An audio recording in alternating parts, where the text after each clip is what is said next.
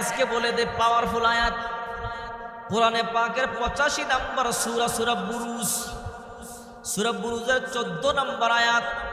যদি আপনি কাউকে ভালোবাসেন বা মুহাব্বত করেন, তার দিকে তাকাইয়া এই আয়াতটি পাঠ করবেন, ওয়া হুয়াল গফুরুল ওয়াদুদ।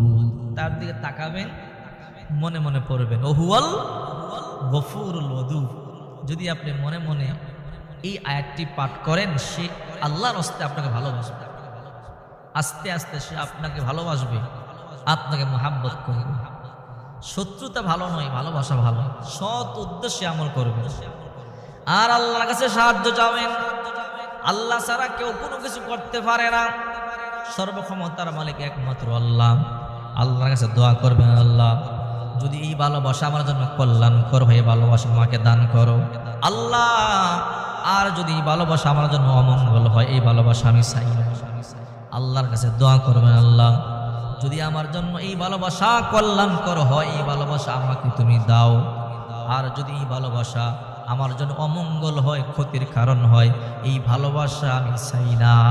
আর অনেক ভালোবাসায় গলায় রশি দেয়, এমন ভালোবাসা দরকার নাই। আত্মহত্যা মহাপাপ। কেউ যদি আত্মহত্যা করে চিরস্থায়ী জাহান্নাম। এই জন্য আত্মহত্যা কখনো করবেন না।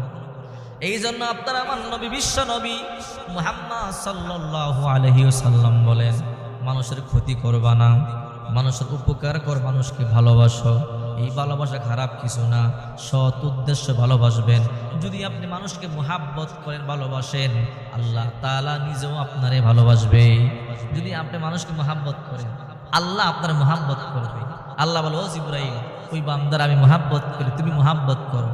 জিবরাইল ঘোষণা দেয়, হে পৃথিবীবাসী, অমুক বান্দাকে আল্লাহ ভালোবাসে, তোমরা ভালোবাসো। ওটা পৃথিবীবাসী তখন ভালোবাসা শুরু করে দেয়। এই জন্য ভালোবাসা পাপ নয়, ভালোবাসা পবিত্র। ভালোবাসা টাকা দিয়ে কিনা যায় না, এটা আল্লাহ প্রদত্ত, আল্লাহর তরফ থেকে